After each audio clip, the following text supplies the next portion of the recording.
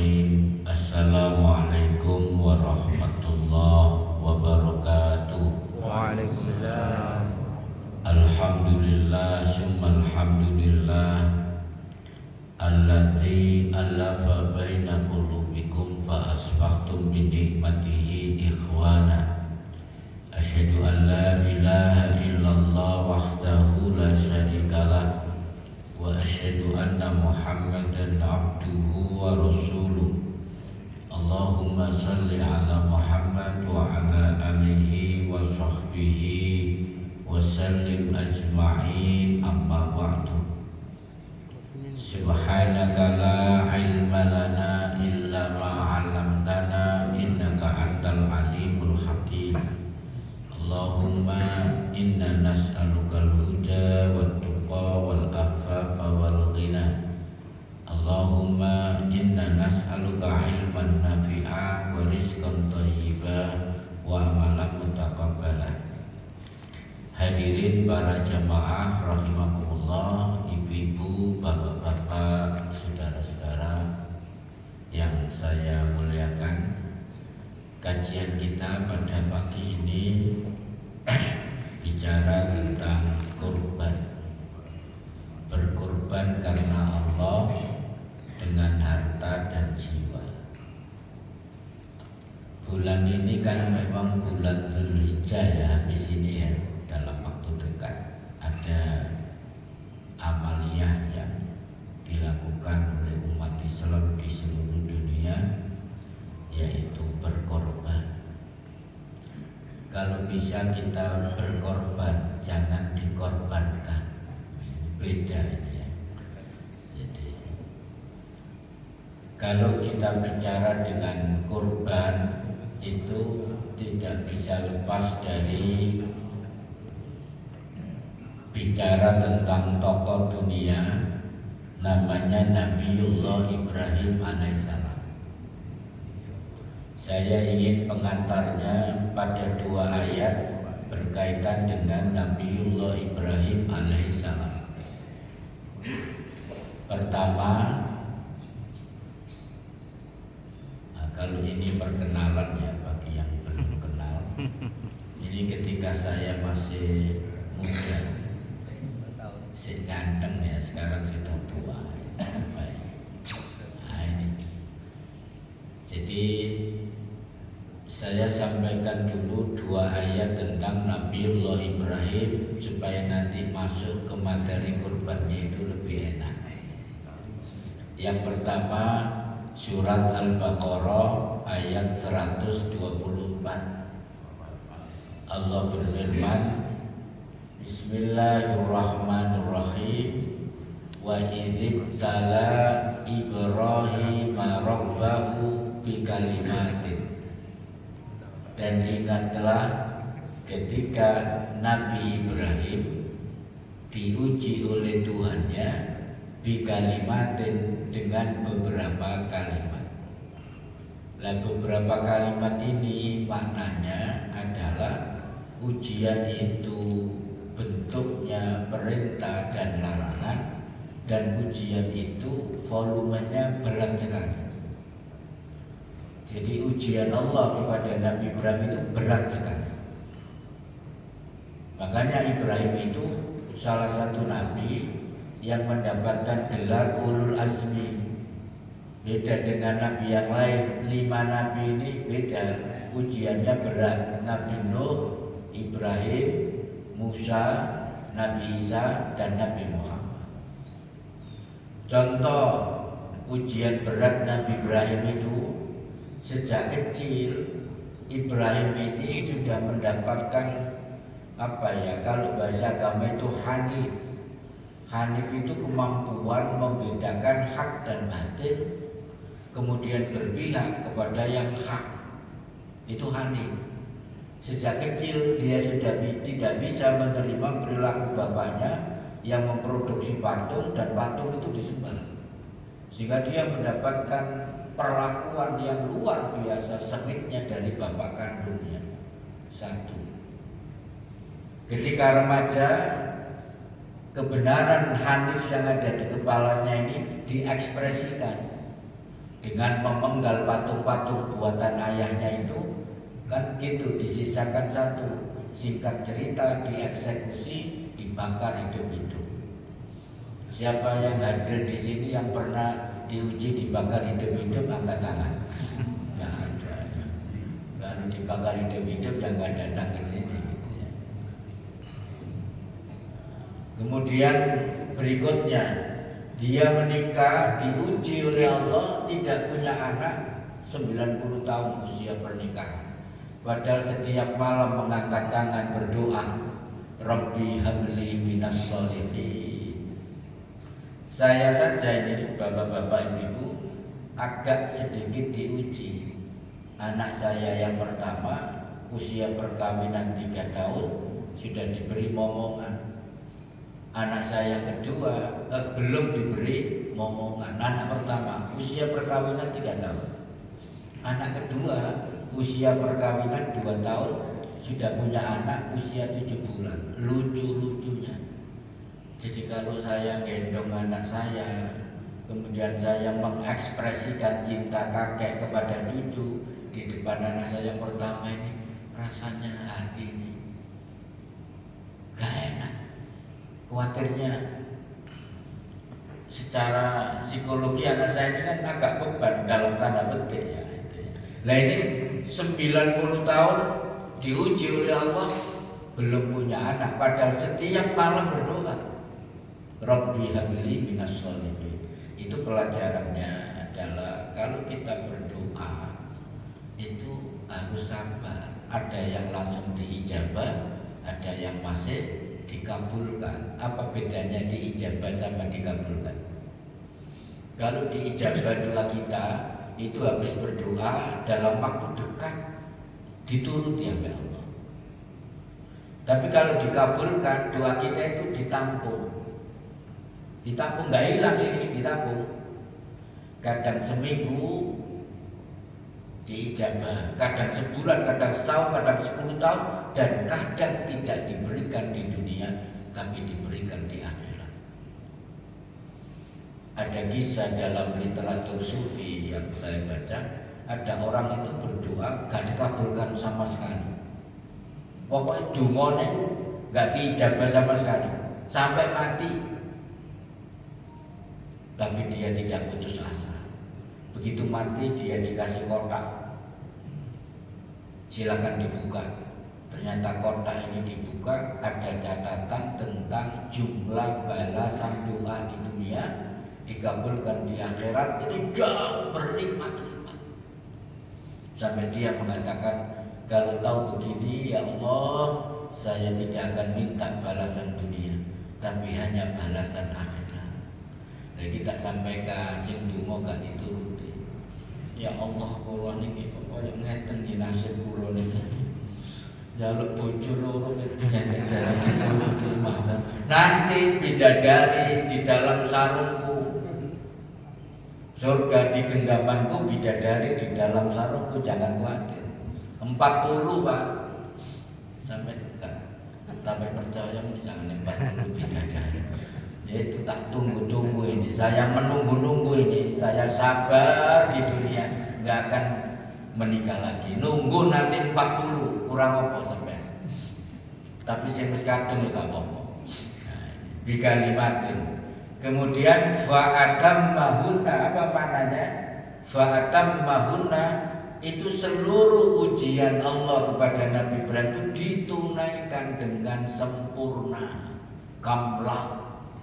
Gak ada satu ujian yang tidak ditunaikan oleh Ibrahim. Maka karena dia lulus ujian itu, Allah memberikan reward namanya. Ini rewardnya. Qala, Allah berfirman, inni ja'iluka linnasi imama.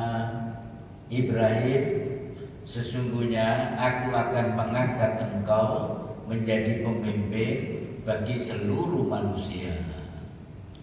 Jadi Allah milih pemimpin itu begini caranya, diuji 1, 2, 3, gak ujuk-ujuk langsung jadi wakil presiden. Lulus sekolahnya bundi, tahapannya apa? Gak ada. dalam konsep Islam sebuah pemimpin yang ujuk-ujuk jadi langsung muncul di atas? Nggak ada. Nah ini pelajaran penting. Makanya saya tidak berani mencalonkan Bupati Sidoarjo karena merasa belum cukup. Badan sopo yang senelis saja. Nah, jadi kalau lihat ini sikap seorang pemimpin, Ibrahim menjawab. Qala Ibrahim berkata kepada Allah, memberi syarat. Wa min dzurriyyati. Kira-kira kalau diterjemahkan bebas, ya Allah, jangan saya saja yang kau jadikan pemimpin, tapi anak cucuku juga. Karena kenabian ini, dakwah ini butuh estafet, butuh kontinuitas untuk terus-menerus. Maka jangan hanya saya yang kau jadikan pemimpin, tapi anak cucu saya juga. Maknanya begitu. Lalu Allah menjawab lagi, qala la yanalu ahdiz zalimin. Janjiku ini tidak berlaku bagi orang-orang yang zalim. Allah itu kira-kira ngomong begini, it's okay. Anak cucumu juga jadi pemimpin seperti kamu, tapi yang zalim tidak berlaku janjiku ini. Apa bentuknya? Nah, kemudian dikabulkan permohonan Ibrahim ini, ya kita bisa membaca sejarah Qisasul Anbiya namanya. Sini Ibrahim Pak, tengah ini. Di sini Sarah istri pertama, 90 tahun gak punya anak tadi. Lalu menikah lagi di sini Hajar, punya anak Ismail. Itu bahasa Ibrani artinya doa yang terkabulkan. Ismail lahir, ternyata Sarah yang divonis mandul tiba-tiba hamil. Sini punya anak Ishak dari Sarah, Ishak punya anak Yakub, Yakub punya anak 12. Ini Nabi Rasul sampai Musa sampai Isa.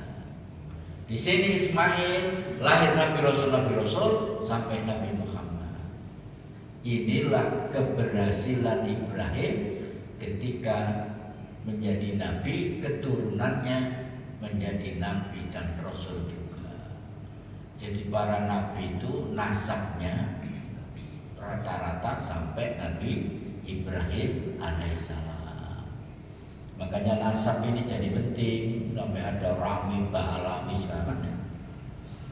Ya Alhamdulillah setelah saya teliti nasab saya ini subhanallah ternyata nyambung sampai Nabi. Alhamdulillah Nabi Adam alaihissalam.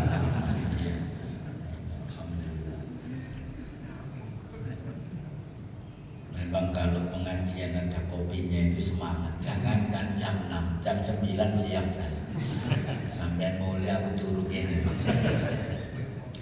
Baik. Yang kedua, ini masih berhubungan kaitannya dengan korban. Surat As-Saffat surat 37 ayat 101 sampai 102. Nah, kita kembali ke Ismail. Wa basyarnahu bi ghulamin halim.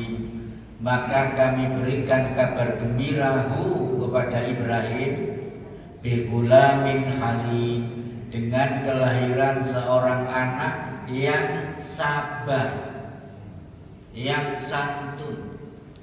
Jadi halim itu sifat yang terpuji yang ada pada diri anak itu. Ya sabar, ya santun, ya tabah. Namanya Ismail. Dikabulkan doanya. Falamma balagha ma'ahus sa'ya. Maka ketika Ismail itu sampai pada usia yang sanggup bekerja, maksudnya membantu Ibrahim untuk meninggikan Ka'bah. Ismail yang makanya ada Hijr Ismail, itu ance-ance ketika Ismail masih usia belasan tahun membantu bapaknya meninggikan Ka'bah. Itu namanya falamma balagha ma'as sa'ya. Qala Ibrahim berkata, ini ada ayat pendidikan Pak. Ini peran ayat di sini Pak. Jadi kita belajar jadi ayah yang baik itu belajar dari Nabi Ibrahim. Bisa belajar dari Luqman, bisa belajar dari Imran yang semuanya dikisahkan dalam Al-Quran. Qala Ibrahim berkata kepada anaknya, lihat Pak kalimatnya, ya bunayya, itu panggilan kasih sayang dalam bahasa Arab. Jadi hampir bahasa Indonesia tidak mampu menerjemahkan kalimat indah ini, karena bahasa Indonesia itu bahasa yang paling miskin di dunia, hanya punya 12.000 kosakata. Kalau bahasa Arab punya 12 juta kosakata. Bagaimana yang 12.000 mampu menerjemahkan yang 12 juta kosakata? Bahasa Jawa itu lebih kaya dari bahasa Indonesia. Kadang bahasa Jawa itu nggak bisa diterjemahkan bahasa Indonesia, saking miskinnya. Coba terjemahkan bahasa Indonesia unyeng-unyeng apa? Yang bisa angkat tangan, tak kasih reward. Apa bahasa Indonesia unyeng-unyeng? Tuh, nggak bisa kan? Ini menunjukkan miskinnya bahasa. Nah, qala ya bunayya, wahai anakku tersayang, kira-kira begitu makna yang mewakili. Ini sesungguhnya aku ara, melihat, fil manami, dalam tidurku, maksudnya mimpi, ani, aku, atbahuka, menyembelih kamu. Ini kira-kira begini, wahai anakku tersayang Ismail, sesungguhnya ada perintah Allah yang turun kepada ayah, tapi melalui mimpi. Dan mimpi itu 3 kali berturut-turut. Lah saya ini loh kok disuruh Allah menyembelih kamu. Kira-kira anak sampean jawabnya ya Pak? Ya sampean Pak sing tak bilang saya jawab. Itu jawaban terdasar sekarang. Karena dia punya sifat halim tadi, lihat jawabannya. Ibrahim minta pertimbangan, fandur madzatam, bagaimana kira-kira menurut pendapatmu? Kan sebetulnya langsung disembelih kan bisa Ismail, tapi karena ini ada pesan pendidikan, bagaimana wahai anakku menurut pendapatmu? Saya ini diperintah Allah, itu pun melalui mimpi, kok tiba-tiba disuruh menyembelih kamu? Gimana menurut pendapatmu? Kenapa Pak? Kok Ibrahim meminta pandangan itu? Dalam teori pendidikan Bapak ada buku bagus judulnya Tarbiyatul Aulad fil Islam. Itu saya pelajari jadi bahan untuk bikin sekolah orang tua. Orang tua itu juga butuh sekolah. Anak usia 12-13 itu proses mendidiknya itu disuruh Nabi jadikan seperti teman. Jadi anak apa jangan langsung diberikan baju, jangan langsung ditentukan sekolahnya di mana, jangan langsung dikasih sepeda motor. Kamu itu pengen sepeda motor apa? Kamu pengen sekolah di mana? Itu sudah bisa berpikir dia untuk menentukan pilihannya. Ada kasus tetangga saya itu, anak ini hebat, kuliah dapat beasiswa, ibunya nggak ngerti pendidikan, sampai riyoyo itu nek tuku baju wis lulus kuliah itu ditukok nambah ibu. Jadi anak itu wis ibu ae pokoknya wis kamu nganut ibu ae, semua nganut ibu. Waiter ini dosen. Akhirnya yang terakhir dia tidak taat pada ibunya, dia menikah dengan seorang janda, anak loro wis gede-gede. Padahal dia duit punya, ya dosen, ya pinter, ahli bidang apa alat kesehatan itu, akes itu, duitnya ada. Kenapa? Sampai bapaknya nggak nerima, menantunya itu ibunya nggak nerima. Tak tanya. Karena gampangannya kader saya di masjid di tempat saya. Mas, kok iso sampean nikah ini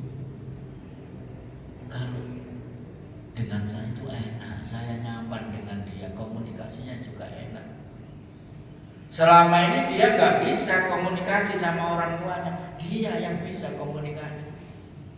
Hati-hati ibu anak sampean, bu kami oleh rondo dia anak lurus oleh. Saya lalu mengatakan, iki salah sampean dewi bu asli. Kamu soal yang lulus kuliah kelambi aja ditukokno. Ya kok apa sih, pokoknya serahkan ibu semua itu. Akhirnya dia menolak. Justru di detik-detik orang tuanya mengharap seorang menantu yang ideal. Tapi akhirnya ideal sekarang. Dan itu juga bagus, akhlaknya bagus, kemudian pekerjaannya juga bagus karena ketemu sama-sama di rumah sakit, sering ngobrol, sering makan bersama, komunikasinya enak gitu ya. Baik, itu nggak penting lah tentu itu ya.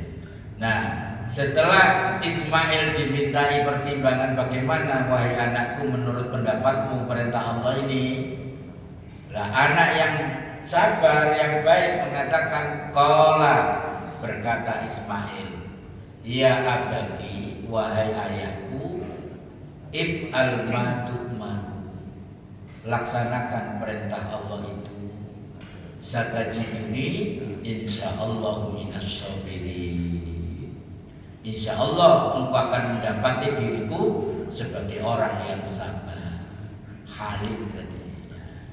Maka terjadilah peristiwa yang luar biasa dalam sejarah peradaban manusia, dan peristiwa itu dilanggengkan sebagai bentuk amal ibadah sampai hari ini, yaitu ibadah kurban. Baik, sekarang kita mulai masuk Pak, ibadah kurban. Apa dasarnya? Seperti yang disebut Syekh tadi dalam pengantar. Dasarnya kurban itu surat Al-Kautsar ayat 108, surat 108 ayat 1 sampai 2. Hafal semua ya ayat ini? Gak ada yang gak hafal insyaallah. Inna a'tainakal kautsar, sesungguhnya kami telah memberikan kepadamu nikmat yang banyak. Al-Kautsar itu para ulama tafsir saling menafsirkan banyak sekali sampai maknanya ada 17. Al-Kautsar itu. Ketika di dunia nikmat ini diberikan kepada orang-orang yang beriman, dan banyak sekali nikmat itu. Seluruh nikmat yang sampai rasakan di dunia itu namanya Al-Kautsar. Ya sehat, ya bahagia, ya nikmat makan, nikmat, semua itu Al-Kautsar. Kemudian ketika di akhirat Al-Kautsar itu bermakna telaga di surga. Itu pendapat yang paling kuat. Nah, kenapa kemudian ketika Allah bicara nikmat baru fasholli li rabbika wanhar, maka dirikanlah salat karena Tuhanmu dan berkorbanlah. Kamu wahai orang beriman, sudah saya kasih nikmat yang besar, yang banyak sampai 17 makna itu. Maka sekarang karena nikmat itu, syukurilah nikmat itu dengan salat dan berkorban. Nikmatnya banyak, syukurnya suruh sholat dan berkorban. Saya tunjukkan Pak, salah satu nikmat dunia, satu saja. Sampai pernah menghirup ini Pak, oksigen ini. Ada yang pernah? Saya dalam 2 minggu ini diuji oleh Allah, kakak kandung saya meninggal, 5 hari kemudian adik ipar saya. Jadi saya mulai hari raya sampai hari ini belum keluar. Mau keluar sudah kakak saya nanti ambil sampai hari ini. Baru besok saya ke Solo ke besan saya. Karena ini. Lah ini berkaitan dengan kisah ini. Ini saya kutip harga 4 tahun yang lalu. Singkat cerita daripada sampai bingung gini, Pak. Jadi berapa biaya oksigen kita itu, Pak? Kalau ditarik oleh Allah? Nah ini, Pak. Langsung ke sini. Siapa yang usia 60 tahun, Pak? Jadi kalau kita usia 60 tahun hari ini, biaya oksigen itu sudah habis 267 miliar 494 juta 400.000. Itu baru oksigen. Kalau misalnya ditarik bayar. Ini belum mata yang berkedip, yang dikasih air muli di mata ini, misalnya dikurangi lalu melek terus yang medeni loh. Itu juga nih. Jantung kita ini Pak, menurut ahli selama 24 jam itu memompa balik, disebar balik ini terus, itu 80.000 liter. Tidak pernah rusak. Kapan kita mensyukuri jantung kita? Kapan kita mensyukuri mata kita yang tidak pernah berhenti? Pembuluh darah ini Pak, kalau diolor, kata para ahli, ini diambil semua diolor, panjangnya dari bumi ke bulan. Pembuluh darah itu dipompa, yang pembuluh darah kecil itu menyapkan darah ke seluruh tubuh. Kalau ini ada error, ada namanya dikasih apa Pak? Jantungnya itu. Jantung koroner apa? Direk. Saya kenal Pak Sugeng namanya, pensiunan pajak.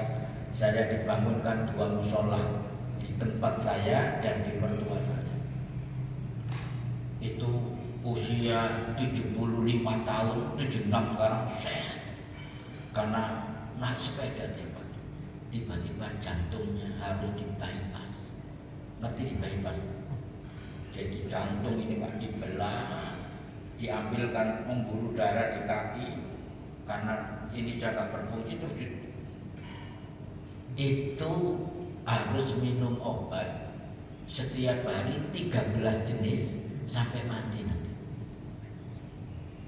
Kita nggak minum obat. Makanya kita ini sampai diingatkan oleh Allah berkali-kali, banyak yang tidak sadar. Fa bi ayyi ala'i rabbikuma tukadzib. Nikmat Tuhanmu yang mana yang kamu dustakan. Ini saya baru bicara oksigen. Itu kalau usianya 65 tutup, itu butuh dana 289 miliar 785 juta 600.000. Dan nek kuwabe ditarik ngono ya apa itu ceritanya.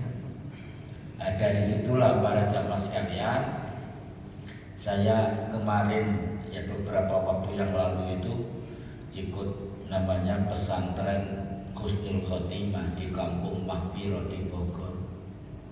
Salah satu materi itu ini Pak. Ini mari kita syukuri nikmat dari Allah. Alhamdulillah saya punya mata yang bisa melihat, punya telinga. Ini kemudian dikasih kertas Pak. Kertas ini dikasih nomor 1 sampai 300. Disuruh melanjutkan peserta.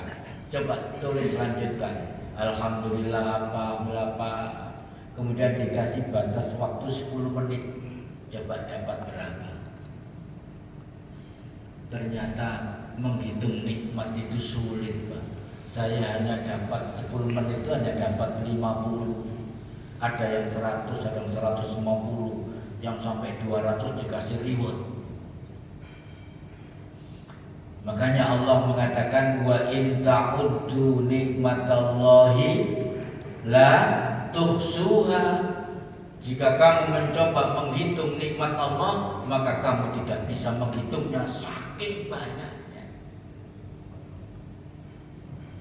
Bahkan sakit itu bisa jadi nikmat bagi orang yang memahami hikmah sakit itu. Dengan sakit ditunjukkan bahwa ada yang error di tubuhmu, segera obati. Misalnya nggak dikasih sakit langsung mati kan nggak enak. Loh ini loh sih ngaji bareng aku, jejer aku, malah kopiku diumbi keliru misalnya. Supaya mati. Jadi dikasih supaya kita berobat, dikasih sinyal. Bila itu sinyal supaya kita, oh ada virus masuk ke dalam. Nah itu nikmat kan, berarti diingatkan oleh Allah. Nah ini. Baik. Nah karena nikmat yang banyak itulah kita disuruh berkorban. Ngono ya wangel kadang-kadang duwike wis ana lho gak korban. Pandai 3,5 juta. Tak kenang bali iki wong 3 cukup. Repot terus ngene. Ana umat Nabi Muhammad sing kaya ngene ono ternyata. Tapi bukan di sini. Di Rusia. Baik para jamaah sekalian, sekarang masuk ini.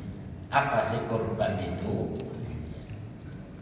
Kata kurban dalam bahasa kita itu secara bahasa etimologi itu berasal dari bahasa Arab, namanya qoriba yaqrabu kurban atau wa kurbanan, yang artinya dekat, yakni mendekatkan diri kepada Allah dengan mengerjakan perintahnya. Jadi para jamaah sekalian, kalau kita ingin dekat kepada Allah, ya laksanakan perintah itu, otomatis kita dekat. Yang dimaksud dari kata korban yang digunakan dalam bahasa sehari-hari, dalam istilah agama juga disebut udhiyah. Jadi malah ya udhiyah ini sebetulnya makna korban itu gitu ya. Bentuk jamak dari dohiyah yang berasal dari kata daha, waktu duha, yaitu sembelihan di waktu duha pada tanggal 10 sampai 13 bulan Zulhijjah. 10-nya hari raya ditambah 3 hari tasrek. Nah ini. Sehingga waktu menyembelih korban itu 4 hari. Mulai Idul Adha ditambah 3 hari tasrek. Nah, dari sini muncul istilah Idul Adha, hari raya Idul Adha. Baik, ini sekedar makna bahasa. Yang penting bapak-bapak, ibu-ibu, kalau besok kita diberikan kelapangan oleh Allah bisa kurban, jadi jangan salah memahami korban itu. Ibu saya itu salah memahami. Mungkin pas ngaji gak ngerungokno. Mak pernah gak korban. Lah wis ngono lho ini tahun ini. Korban itu lah kendaraan siro. Nanya ke korban mana kakek kendaraan kapan numpahi. Lho mak pernah ngaji kok endi kok iso tutup. Jadi ibu saya itu karena paham agamanya tradisional tidak terlalu yakin pada saya. Jadi ya emang gak ngono itu. Nah, sering begitu itu dikonfrontasi. Ya wis mah. Lagi pemahaman sing ini keliru penoma. Jadi korban itu nek iso setiap tahun nek mampu. Aja digambarno korban iki kok kendaraan wedhus itu. Iki wedhus peno bingung numpaki gak ngono manane. Waduh berat para rawuh. Jadi hati-hati, korban kita itu yang sampai kepada Allah bukan daging dan hewan korban itu. Ini yang harus ditanamkan, nawaitunya, keikhlasan kita itu yang penting. Nah ini ayatnya ini. Nah ini landasan penting ini.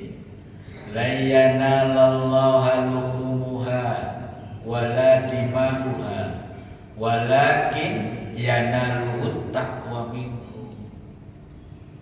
Daging-daging onta dan darahnya itu sekali-kali tidak dapat mencapai keridhaan Allah, tetapi ketakwaan dari kamulah yang dapat mencapainya. Itu dalam bahasa agama landasan teologisnya. Amal kita itu penting. Saya niat kurban ini karena apa? Karena Allah, apa karena yang lain? Karena banyak orang itu salah niat. Haji misalnya, saya haji itu tidak pakai syukuran di kampung. dikecam orang. Bukan apa-apa, syukuran itu ya kalau dasare terus aku gak duwe. Nah, wis jelas ah. Aku gak syukuran akeh. Wong saya itu haji itu gak ikut KBI ya Pak, saya mandiri. Bahkan KBI 6 juta 2 orang. Berarti tak desamu. Wong saya dapat sangu dari jamaah itu banyak sampai tembus 19 juta. Belum tek sebelum berangkat ditagih uang gedung. Anak saya yang 12 PP yang mau masuk kuliah, yang sepeda motor harus ganti. Entah, aja aku haji ku sangu teko depak kok. Yo mulai sisa. Soalnya gak tuku apa-apa. Bojo pun delok toko emas, "Mi, hati-hati lho, Mi. Bisa meledak." Tak seret dan delok mana tak seret. Tukono gelang karet apa. Selesai sudah, aman tentram bahagia. Baik. Kemudian ini Pak yang ini fikihnya ya gampangannya syarat-syarat binatang kurban. Ini pengetahuan saja. Nah, ini panitia harus mengantongi ilmu ini karena di lapangan saya temukan ada yang kurang tepat, nanti saya ceritakan. Jadi syarat-syarat binatang kurban ini panitia harus paham. Pertama, telah mencapai umur, dalam bahasa agama musinnah. Musinnah itu apa? Kalau onta minimal usia 5 tahun. Kalau sapi minimal 2 tahun. Jadi pedet itu boleh dikorbankan. Kalau domba minimal 1 tahun. Musinnah itu kalau bahasa makelarnya Pak. Karena saya itu lama jual beli korban itu sudah pengalaman saya. Susah. Jawa Timur tak survei kabeh, mulai Banyuwangi, mulai Blitar, mulai Ponorogo sana. Sampai saya pernah melayani muslim di Australia, domba itu sampai 500 ekor untuk korban di Indonesia, kerja sama di desa. Saya menyiapkan ini. Lah domba usia 1 tahun itu wis poel dalam bahasa peternak. Itu minimal 1 tahun.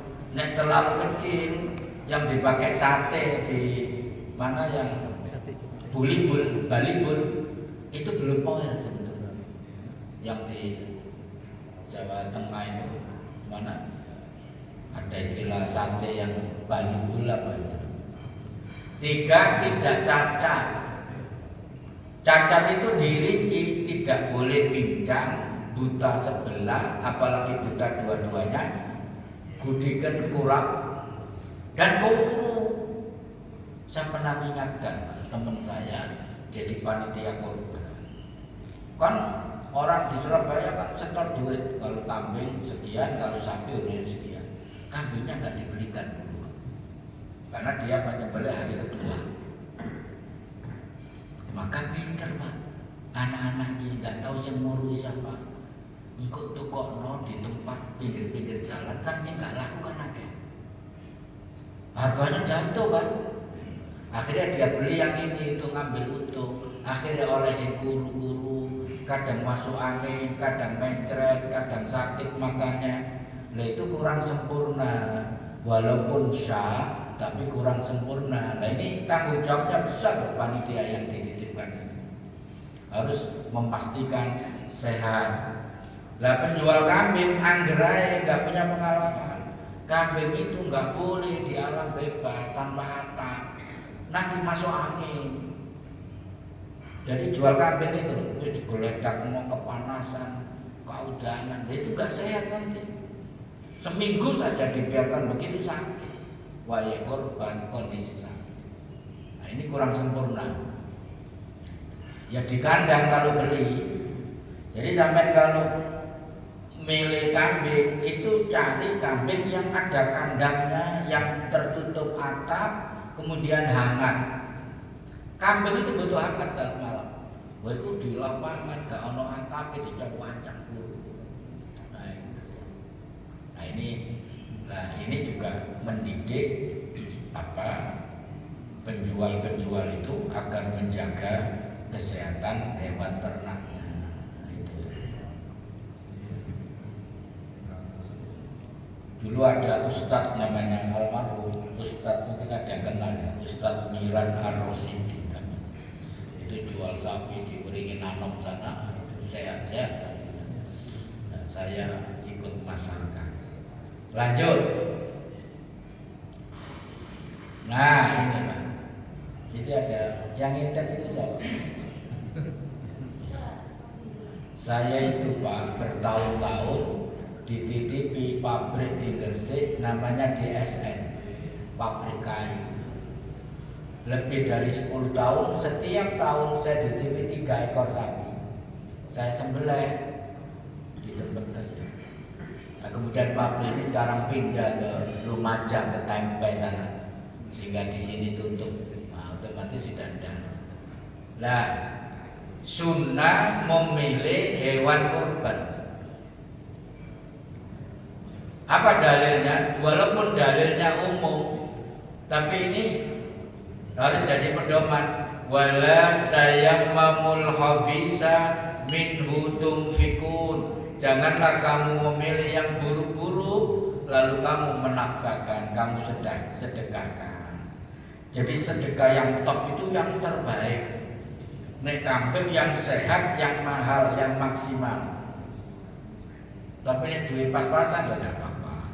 Misalnya yang minimal kalau domba hari ini ya 3,5 juta lah, itu minimal. Nah,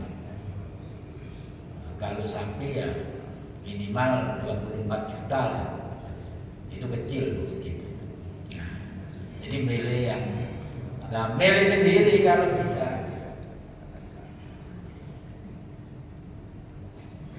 Kalau gak mampu, gak ngerti hewan, ya ngajak yang ahli.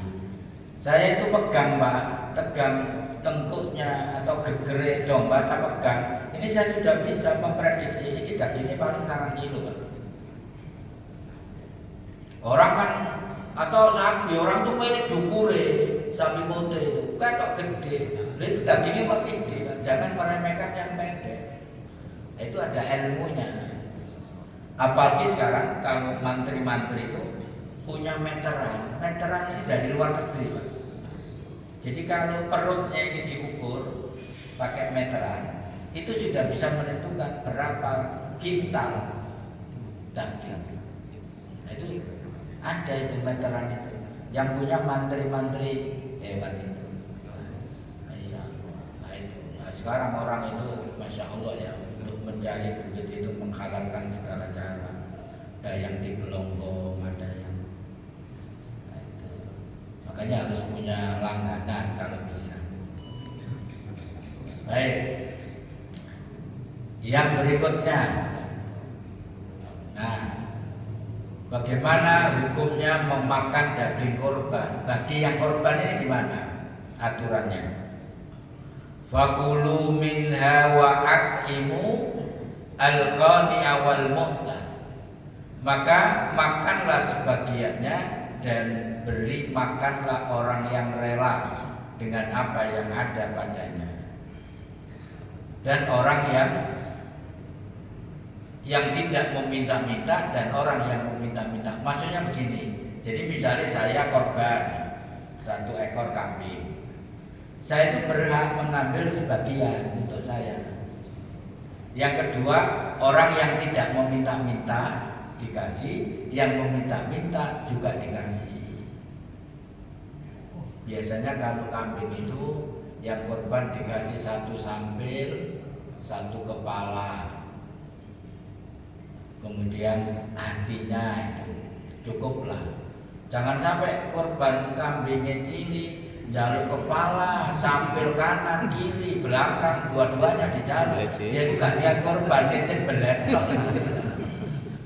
Jadi ya jangan banyak-banyak mintanya gitu ya. Yaitu tadi 1/3 maksimal lah gitu ya. Nah, di tempat saya memaknai ini itu bagi pekorban itu dikasih sampil 1, kepala, hati. Nah itu cukup lah. Jadi jalur kabeh jalur. Saya minta bungkusannya nanti 30 loh. Kalau nanti 30 bungkus pedes ngobrol aja. Tambah torep panitia. Supaya wawasan ini penting bapak-bapak ibu-ibu. Karena orang itu enggak sama. Saya pernah jadi panitia. Nah ini tuh sekolah Islam. Titip sapi di kampung saya, sama sholat Idul Adha di kampung saya. Begitu disembelih, gurunya kau wae jalu. Lah kita orang iki sapi musito iku nek kon jalu kabeh guru 30 jalu kabeh. Ya. Nah, mestinya enggak seperti itu gitu loh. Baik. Kapan waktu nyembelih? Ini tadi sudah saya singgung ya. Kapan waktu nyembelih hewan kurban? Tadi sudah, ulangi saja. Ayyamut tasyrik kulluha dabkhun. Hari-hari tasyrik semuanya adalah waktu penyembelihan. Cuma ada catatan di situ. Dalam ayat dan hadis digunakan istilah yaum, yang berarti siang. Sehingga penyembelihan kurban 4 hari itu waktunya jangan malam, tapi siang hari. Karena ada yang gak kober ya Pak, kurang sempurna walaupun tidak ada larangan yang keras. Jadi menyembelihnya 4 hari, 3 hari tasyrik tadi, ditambah 1 hari raya Idul Kurban, dan di waktu siang hari gitu ya.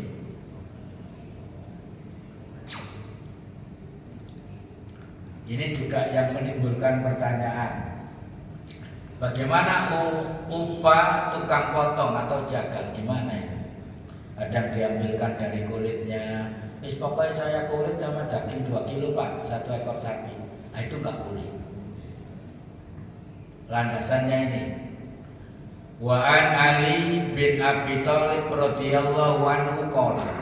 Dari Ali bin Abi Thalib radhiyallahu anhu dia berkata, Amaroni Nabiyyu sallallahu alaihi wasallam anna aqwama ala budnihi wa an aqsimal luhumuha wa juludaha wa jilalaha alal masakin.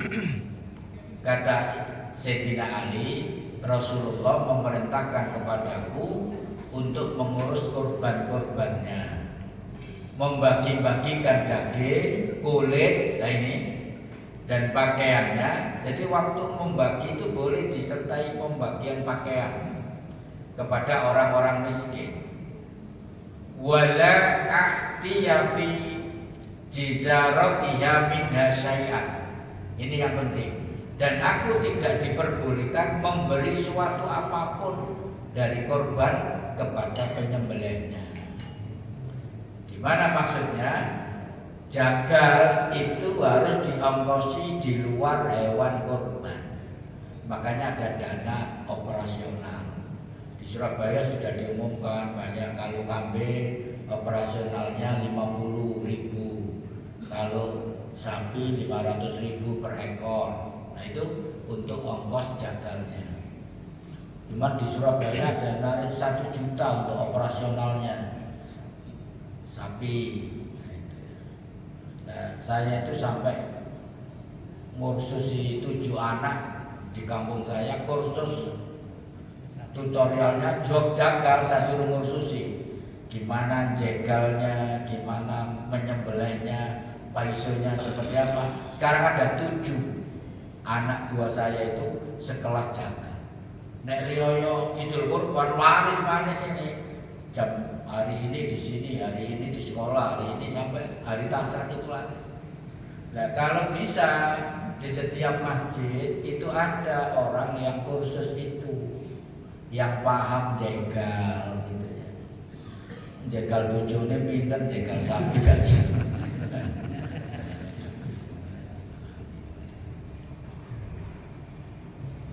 Baik para jamaah sekalian. Jadi seperti itu supaya kurban kita ini sempurna, maksudnya tidak dikotori oleh hal-hal yang syubhat tadi. Misalnya yaitu tadi diongkosi dari hewan korban itu. Kulitnya dijual gimana? Nggak boleh. Nah ini dibagikan kulitnya. Gimana caranya? Kalau dipotong kan kecil, nggak bisa masak. Ya kulit itu dikasihkan. Misalnya korbannya 10 ekor sapi, absen saja 10 janda, dikasihkan kulitnya satu-satu. Nah kalau dia nggak bisa menjual, kita jualkan boleh. Nanti hasilnya dikembalikan. Nah itu boleh. Artinya apa? Akadnya kan dikasihkan, bukan dijual. Nah saya sore dapat kulit banyak sekali, Pak. Ustaz mau kulit? Iya Pak. Jadi saya dikasih kulit 10 kulit sapi, 5 kulit sapi. Ini bisa dimanfaatkan untuk fakir miskin. Ya Pak saya ambil. Tapi pas Idul Kurban itu pasti jatuh harga kulit. Permainan mafia ini luar biasa. Nggak hanya mafia minyak, Pak, mafia kulit juga ada. Bisa jatuh harganya tidak berharga. Nah kita kan nggak bisa nyimpan kan. Nah, itu permainan mafia itu luar biasa. Yang terakhir sebagai penutup, karena harus ada space tanya jawab 15 menit. Ancaman bagi yang tidak berkorban. Dari seluruh slide tadi Pak, yang paling penting ini materi. Mangkana lahu sa'atun. Barang siapa yang diberikan keluasan rezeki, mampu korban itu saja mampu. Duit ono, walam yudhi, tapi gak gelem korban. Eman, 3,5 juta kan? Tuku kambing. Kita berani nginep no villa keluarga cukup. Maka ancamannya fala yaqrabanna musallana. Maka orang seperti itu jangan pernah dekat-dekat masjid. Musola di sini bermakna masjid. Apa maknanya? Wong sugih mampu korban, gak gelem korban, tidak layak sholat berjamaah, sholat di masjid Nabi. Gak layak. Ini ancaman, sindiran yang sarkastik, yang tajam. Wong dikai duit rezeki komon korban, gak gelem korban. Saya bapak-bapak ibu-ibu mengawali korban itu berat sekali. Anak nerecel, gaji guru berapa, tapi karena dengan ikut arisan nabung bisa korban. Itu jadi tradisi di kampung saya. Ngetok deal 3,5 juta itu baru. Tapi kalau dibagi 12 setiap bulan ada yang narik, itu jadi ringan. Jadi untuk pemula itu bisa pakai jalan ini. Tapi habis berpengalaman, dia sudah membuat space, ada tabungan korban, walaupun itu di rumah masing-masing. Terus kompak, istri juga kompak korban, suami kompak, bojo itu iso nyisino, itu bagian bendara negara. Terus jangan lupa anak kita yakinkan, kamu sudah mulai dapat penghasilan, berkorban. Gitu Pak. Sehingga korban ini itu jaminannya juga surga Pak, di tangan kananmu tadi. Bidadari di dalam sarungku tadi. Korban ini. Maka kalau mampu berkorban. Lah mampu itu ukurannya apa? Mampu itu kalau kita bisa makan Pak, sehari 3 kali, sudah nggak punya utang, itu harus mampu. Nek digawe didesain harus mampu. Tapi kita itu kadang-kadang orang nggak korban itu karena emang del itu langsung cash itu. Tapi kalau dicicil insya Allah mampu. Nggak ada yang nggak mampu lah. Wong kene ya mampu lah. Nek wong Pacitan sana ya lain lagi. Ya saya pernah korban 3 ekor sapi di Pacitan sana. Nggak ada orang korban, Pak. Sakampung paling pedes seluruh. Maka yang terakhir itu bisa saja Pak, kalau korban kita sudah melimpah, ya, bisa korban di kampung yang butuh, dan itu mungkin pahalanya besar sekali. Di Masjid Al-Fajar di Rumah Susun itu kapasitas masyarakat situ hanya butuh 7 ekor sapi, tapi yang korban sampai 20 ekor sapi. Nah yang 13 ini kalau disembelih di situ membeludak daging, maka dititipkan lazismu, kemudian dikornet, kornetnya dikembalikan ke masjid, dan itu bisa disimpan dibagi berkala, sehingga jadi daging kornet rasa rendang dan enak sekali. Nah ini pengalaman yang saya sampaikan, barangkali di kampung Bapak kakean saya korban di sini, jangan ditolak. Sudah tutup masjidnya, nggak terima korban, keliru. Berarti tidak memberi kesempatan kan? Biarkan korban banyak, tidak apa-apa. Kalau dihitung 7 ekor sudah cukup, kok sisa 7 ekor titipkan, dikornet, kemudian bisa dibagi kapan-kapan, disimpan, dan itu kan tidak mampu dikalengkan. Itu pengalaman Masjid Al-Fajar di Rumah Susun dekat Masjid Al-Akbar itu. Tiap tahun rata-rata sisa 7 ekor sapi untuk dikornet, karena masyarakatnya sedikit, yang korban banyak. Sing repot kan masyarakat itu banyak, sing korban gak ono, tapi sing repot wis gak kena dibakas. Angel ini. Ini yang bisa saya sampaikan para jamaah sekalian. Barangkali ada yang perlu ditanyakan, monggo, ada waktu 10-12 menit lagi. Baik, terima kasih Ustaz Adil.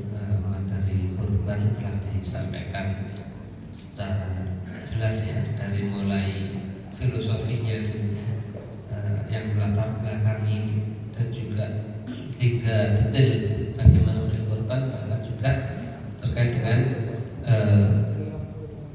bagaimana membagikannya, bagaimana menyembelihnya, dan hingga yang menjadi penekanan beliau yang terakhir tadi adalah motivasi mendorong kita jangan sampai kita punya dana, punya rezeki, tapi tidak kita gunakan untuk korban. Ada ancamannya, tidak boleh berdekat-dekat untuk sholat di masjid Rasulullah SAW atau masjid di masjid. Baik, Bapak Ibu, mungkin ada yang mau bertanya, monggo. Nggih, monggo, Bapak. Assalamualaikum warahmatullahi wabarakatuh. Waalaikumsalam warahmatullahi wabarakatuh. Mungkin saya tanyakan masalah kulit, Pak. Ada kalanya panitia itu menjual kulit, Pak. Kemudian untuk operasional. Kemudian yang kedua, batas waktu untuk konsumsi daging kurban. Ada kalanya kita simpan lebih dari 1 tahun. Itu gimana hukumnya? Demikian, assalamualaikum warahmatullahi wabarakatuh. Waalaikumsalam. Langsung ya. Monggo. Jadi panitia menjual kulit itu tidak boleh, ini dasarnya tadi jelas. Harus dibagikan seluruh hewan korban itu. Kemudian bagaimana kalau disimpan? Tidak apa-apa. Jadi hewan korban itu sah ketika disembelih 4 hari tadi. 1 Idul Adha ditambah 3 hari tasrek. Itu yang penting. Lah pembagian dagingnya bisa sampai 1 tahun, tidak apa-apa. Seperti di kornet tadi. Karena sudah membludak, maka kornet ini disimpan. Nanti bulan berikutnya dikasih panti asuhan ini, bulan berikutnya janda-janda di kawasan ini, bulan berikutnya anak jalanan, kemudian ketika pengajian dipakai reward, dapat, itu boleh, nggak apa-apa. Asal ditasarufkan, bukan untuk dimakan sendiri. Monggo boleh, nggak apa-apa, Pak. Monggo yang lain. Monggo. Assalamualaikum warahmatullahi wabarakatuh. Ini saya takon iki. Kula Nggih, monggo.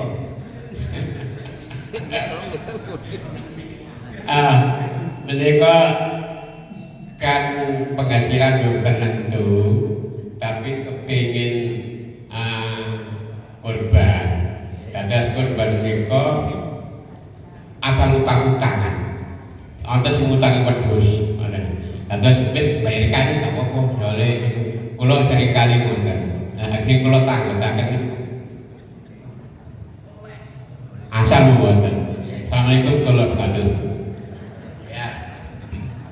Jadi bagaimana korban itu utang? Contohnya begini. Iki sepeda motor ini tak dol di rumah itu ya Mas. Padahal ini rencana tak gawe korban. Ya kamu tak bayar nek sepeda motorku payu. Boleh. Asal dibayar utangnya. Yang nggak boleh itu utang korban, utang nggak dibayar. Nah itu nggak boleh. Jadi boleh, nggak apa-apa. Atau belum betul, aku korban ini jaga no arisan pasar. Itu adik saya pernah gitu. Kan tukang sayur, aku guru orang duit ya ada, iki meniku 2 bulan kas, kayak gitu, dia tak utang sih, nah itu boleh, dan itu luar biasa, sampai karena korbannya itu dia sampai melalui itu luar biasa malah menurut saya, sampai supaya dapat kesempatan korban dia pinjam dulu, karena sudah ada yang dipakai mengembalikan itu. Termasuk usaha yang luar biasa. Ya, istitoah itu kalau dia tidak punya kemampuan. Jadi, wis penggawean utama uripe terus korban itu berarti tidak punya kemampuan. Tapi ini punya kemampuan, cuma uangnya baru turun di kemudian hari. Itu beda, gitu ya. Atau begini, iso korban tapi gak nyaur-nyaur, itu jangan korban kan gak mampu berarti itu loh.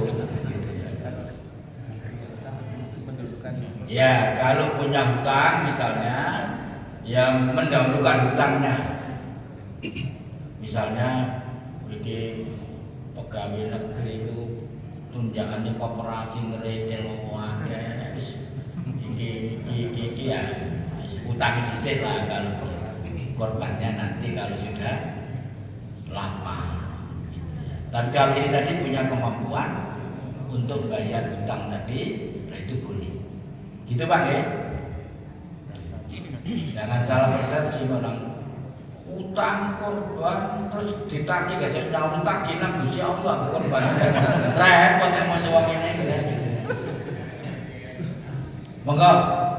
Ya satu lagi Ustaz. Yeah. Untuk niat kurban yang 1 ekor bisa untuk 1 keluarga. Itu 1 keluarga yang dimaksud itu 1 keluarga dalam 1 rumah atau 1 keluarga dalam 1 nasab atau yang semahram. Contoh seorang orang tua itu berkorban untuk niat 1 keluarga. Apakah yang dapat tercakup itu anak, orang tua, kakek, nenek dan seterusnya? Kakak adik atau gimana maksudnya jangan 1 keluarga ini? Baik, itu ada contoh dari Nabi ya. Jadi Nabi itu suatu kali ketika menyembelih korban itu menyebut ini korbanku dan keluarga. Yang kedua, Nabi berkorban ini korbanku dan seluruh umatku. Ya definisi keluarga itu normatif, bapak, ibu, anak. Kalau konotasinya keluarga, jadi ponakan, misanan, apalagi tetangga nggak masuk. Jadi 1 nasab turun ke bawah itu keluarga. Lah cucu masuk karena nasabnya nyambung ke bapak ibunya. Nah kalau bisa korban itu ya keluarga tadi. Kalau saya gitu, saya niatkan ini korban saya dan seluruh keluarga saya. Clear. Anak boleh korban sendiri, gak begini. Itu bapak wis niat aku gak, bukan itu maksudnya. Jadi itu mempolitisasi. Kalau dia korban, anak kita juga malah lebih bagus, malah meluas pahalanya gitu ya. Monggo. Cukup? Baik. Ini sarapannya sudah selesai dihidangkan. Alhamdulillah. Cukup ya sekarang sarapan. Alhamdulillah. luar biasa ilmu yang telah diberikan oleh guru kita. Kalau tadi katakan saya itu karena